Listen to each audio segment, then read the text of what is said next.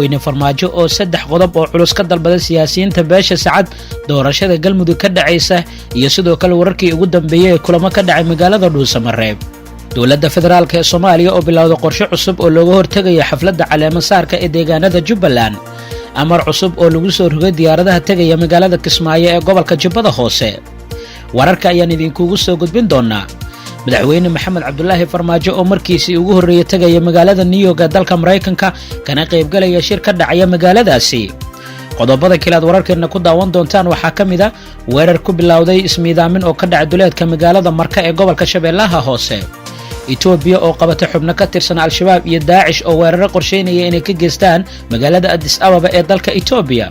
ciidamada Djibouti oo isaga baxay deegaano ka tirsan degmada Jalalaqsi ee gobolka Hiiraan. Villa Soomaaliya oo faahfaahin ka bixisay safarka madaxweyne Farmaajo uu ku aaday magaalada New York ee dalka Mareykanka. qodobada iyo qodobo kale oo dhowr ayaan idinkugu soo gudbin doonaa warkeena xilligan. intaasi waa qaar ka mid ah qodobada wararka ugu doorka roon ee shabakada wararka maanta. iminkana u diyaar garooba inaad daawataan warkii oo intaasi ka faahfaahsan. madaxweynaha dowladda federaalka ee Soomaaliya maxamed cabdullaahi farmaajo ayaa beesha degta magaalada Gaalkacyo oo ka mid ah beelaha ugu waaweyn ee maamulka Galmudug u gudbiyay 2 codsi oo cusub kuwaas oo la sheegay inay ku saabsan yihiin maamulka Galmudug iyo doorashada maamulkaasi ee dhawaan la filayo inay ka dhacdo magaalada Dhuusamareeb.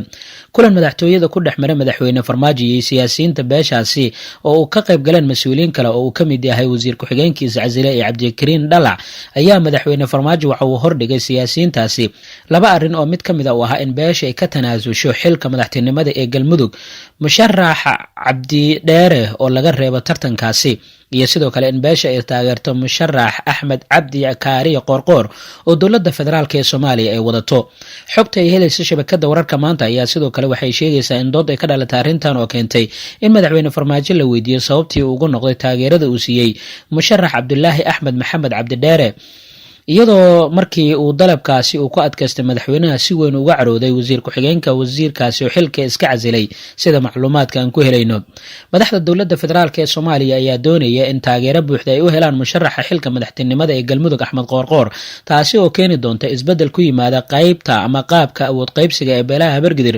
loolanka u adag ee xilka madaxweynaha ayaa dhex mari doona Cabdiraxmaan Odowa oo ka tirsan taageerayaasha madaxweynihii hore ee Soomaaliya Xasan Sheekh Maxamuud iyo sidoo kale musharaxa dowladda federaalka ee taageersan tahay ee Axmed Qorqor.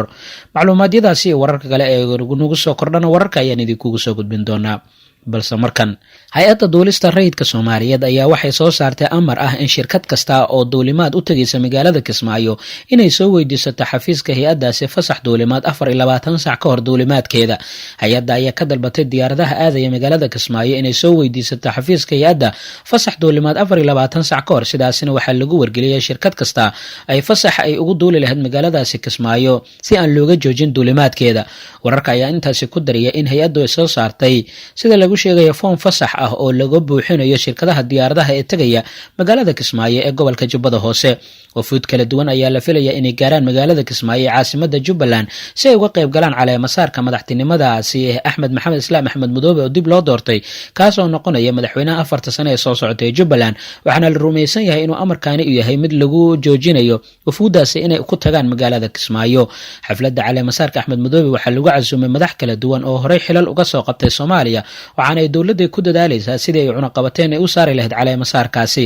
maalmihii ugu dambeeyay deegaanada Jubbaland waxaa ka taagnaa walaac xoogan oo ka dhashay cunaqabateynta dowladda Soomaaliya ee saartay garoonka diyaaradaha ee magaalada Kismaayo. Axmed Madoobe ayaa waxaa horey ugu hanjabay inay qaadi doonaan go'aano culculus haddii aysan dowladda federaalka aysan joojin cadaadiska ay ku hayso maamulkiisa kadib shir jaraa'id uu ku qabtay magaalada Kismaayo ee gobolka Jubbada Hoose. xogaha iyo macluumaadka aan helayna waxa ay sheegayaan in magaaladaasi Kismaayo loo diiday in ay tagaan mas'uuliyiin xilal kala duwan horey Soomaaliya uga soo qabtay kuwaas oo lagu xanibay garoonka diyaaradaha ee magaalada Muqdisho. waxyaabaha ka soo kordhana wararka iyaga dambe ayaan idinkugu soo gudbin doonaa. ugu dambeyntii xog naga soo gaartay magaalada Muqdisho ayaa sheegaysa in madaxweynihii hore ee Soomaaliya Shariif Sheekh Axmed iyo wafdi uu hogaaminayo in lagu xayiray garoonka diyaaradaha ee magaalada Muqdisho. wafdiga Shariif Sheekh Axmed ayaa lagu waramayaa inay saaran yihiin diyaarad ku socotay magaalada Kismaayo. dowladda federaalka ee Soomaaliya waxay diiday in halkaasi ay ka duusho. sida xogta aan ku helayno diyaaradda ayaa ku wajahan magaalada Kismaayo waxaana wafdiga Sheekh Shariif uu hogaaminayo ay doonayeen inay ka qayb galaan munaasabadda caleema saarka madaxweynaha Jubbaland Axmed Maxamed Islaam Axmed Madoobe. dowladda Soomaaliya ayaa waxa ay soo saartay xayiraad cusub oo dheeraad ahayd oo ku saabsan duulimaadyada Kismaayo, iyadoo hay-adda duulista Soomaaliyeed ee rayidka ay soo saartay in 24 sac ka hor diyaaradaha tagaya magaalada Kismaayo hay-adda ay kusoo wargeliyaan duulimaadyadooda ay ku tagayaan magaalada Kismaayo. Markana Villa Soomaaliya ayaa faahfaahin waxay ka bixisay safarkii ugu horreeyay oo madaxweynaha dowladda federaalk ee Soomaaliya muddo sanadaha kadib uu ku tagayo dalka Mareykanka. Madaxweynaha dowladda federaalk ee Soomaaliya Maxamed Cabdullaahi Farmaajo ayaa isaga iyo wafdi uu hogaaminayo waxay ka ambabaxeen magaalada Muqdisho iyagoo aaday magaalada New York ee dalka Mareykanka. Madaxweyne Farmaajo markiisii ugu horreysay ayuu ka qayb galayaa shirka 74 ee golaha guud ee qaramada midoobay. sidoo kale madaxweynaha ayaa la filayaa in khudbad uu kaga hadlayo dhinacyo badan uu ka jeediyo shirkaasi oo lagu suntay dib u xoojinta dadaalada wadajirka ah ee lagu dabargoynayo saboolnimada, baahinta waxbarasho tayo leh iyo sidoo kale ka hortagga dhibaatooyinka isbedelada cimilada. waxaa kaloo ajendayaasha hogaamiyaasha caalamka ay kaga arrinsan doonaan ugu muhiimsan xoojinta fursadaha shaqo iyo sidoo kale midda siyaasadeed ee dhalinyarada, xal u helista colaadaha iyo khilaafaadka caalamiga, kobcinta dhaqaalaha, ilaalinta xuquuqda aadanaha iyo mideynta dadaalada lagu wajahayo. dhanka kale wafdiga madaxweynaha dowladda federaalk ee Soomaaliya safarkan waxa ay kaga qayb gali doonaan shirka guud ee qaramada midoobay, waxaana kulamo dooceedyo ay la yeelan doonaan dalalka caalamka ay ka qayb galaya shirkaasi. mas-uuliyiin dowladda federaalk ee Soomaaliya ka tirsan ayaana faahfaahin kooban ka bixiyay safarka oo madaxweyne Farmaajo uu ku tagayo magaalada New York ee dalka Mareykanka. madaxweynaha dowladda federaalka Soomaaliya mudane Maxamed Cabdullaahi Maxamed Farmaajo ayaa maanta safar shaqo ugu baxay magaalada New York isaga iyo wafdi hogaaminayo, isagoo ka qayb gali doona kulanka golaha guud ee qaramada midoobay sanadlaha ah oo ka furmi doona labada maalmood soo socota haddii la yiraahdo New York. madaxweynaha intuu joogo New York wuxuu la kulmi doonaa wafuud badan oo caalamka ka socota oo xiriiro naga dhexeeya laba geesooda iyo xiriiro kale oo guud. wuxuu kaloo madaxweynaha ka jeedin doonaa khudbadda rasmiga ee dowladda Soomaaliya oo shirka intuu socdo. fursadaasna madaxweynaha wuxuu uga faa'iideysan doonaa inuu la kulmo dowladda Mareykanka qaybo ka mid ah, maadaama dowladda Soomaaliya hadda ay ka soo kabanayso burburkii faraha badnaa oo haykalka dowladnimada uu soo noqonayo saaxada caalamka.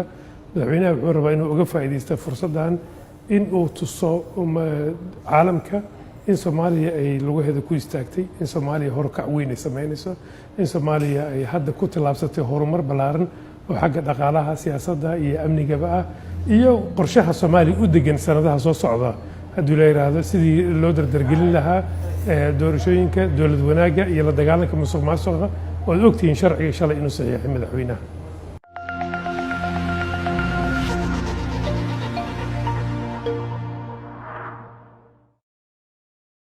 markana faahfaahin dheeraad ayaa ka soo baxaysa weerar culus oo saaka aroortii dagaalyahano ka tirsan al-shabaab ay ku qaadeen deegaanka Ceel Saliini oo ku yaala duleedka magaalada Marka ee gobolka Shabeellaha Hoose. weerarka ayaa ku bilowday qarax ismiidaamina waxaana xigay dagaal foolka-fool u dhexeeyay ciidamada dowladda iyo raggii weerarka soo qaaday, sida shabakada wararka maanta ay u xaqiijiyeen dadka deegaanka. dagaalka oo socday muddo saacada ayaa waxaa la isku adeegsaday hubka noocyadiisa kala duwan. al-shabaab oo weerarkaasi ka hadlay ayaa waxay sheegeen inay la wareegeen gacan ku haynta saldhigga ciidamada dowladda ay ku leeyihiin halkaas. sidoo kale waxay sheegatay in ay dileen ilaa iyo askar badan islamarkaana ay ku qabsadeen hub ilaa 6 gaadiidka ahna ay saarnaayeen. koonfur galbeed dhankeeda warbixin kooban ayay ka soo saareen weerarkaasi. gudoomiyaha maamulka gobolka Shabeellaha Hoose ee koonfur galbeed Ibraahim Cali Aadan Najax isagoo warbaahinta la hadlayay ayuu ka warbixiyay weerarka xoogan ee saaka dagaalyahano ka tirsan al-shabaab ay ku qaadeen deegaanka Ceel Saliini ee hoostaga magaalada Marka ee gobolka Shabeellaha Hoose. Najax waxa uu sheegay in ciidamada dowladda iska caabiyeen weerarkaasi islamarkaana khasaare u geysteen al-shabaab sida uu hadalka u dhigay. warbaahinta dowladda Itoobiya ee Fana ayaa waxa ay shaaca ka qaaday in shalay oo Sabti ahayd ciidamada ammaanka ay gacanta ku dhigeen xubno ka tirsan kooxaha al-shabaab iyo Daacish oo ka dagaalama Soomaaliya. Fana waxay sheegtay in ragga la qabtay uu ku jiro hogaamiye lagu magacaabo Maxamed Cabdilaahi, isla markaana ay abaabuliyeen weeraro ay doonayaan inay la beegsadaan meelaha dadka isugu yimaadaan sida hoteelada iyo goobaha lagu cibaadeysto. sidoo kale saraakiil ka tirsan sirdoonka Itoobiya ayaa tilmaamay in xilliga la qabanaya raggan ay wadeen xog ururin islamarkaana muuqaala ay ka duubayeen goobaha ay doonayeen inay beegsadaan. howlgalka lagu qabtay xubnahan ayaa si wada jir waxaa isaga kaashaday sirdoonada dalalka Itoobiya iyo Djibouti sida war-saxaafadeedka lagu sheegay. warka ayaa intaasi ku darayeen meelo kala duwan ay ku sugnaayeen raggaasi sida Addis Ababa, ismaamulka Oromada iyo sidoo kale gobolka Soomaalida. dhowaan ayayd markii hay-adaha ammaankaasi Itoobiya ay shaaciyeen in gacanta ay ku dhigaan xubno ka tirsan Daacish oo doonayay in unugyo ay ka samaystaan gudaha dalkaasi. markana madaxweyne ku-xigeenka Jubbaland ayaa waxaa lagu waramayaa in uu faahfaahin kale oo dheeraada uu ka bixiyey shirarkii iyo kulamo ugu dambeeyay muddooyinkii ugu dambeeyay ka soconaya magaalada Nairobi. madaxweyne ku-xigeenka isagoo warbaahinta kula hadlay magaalada Nairobi ee dalka Kenya waxa kale oo ka warbixiyey dadaalada maamulka Jubbaland uu ka wado deegaanada maamulkaasi.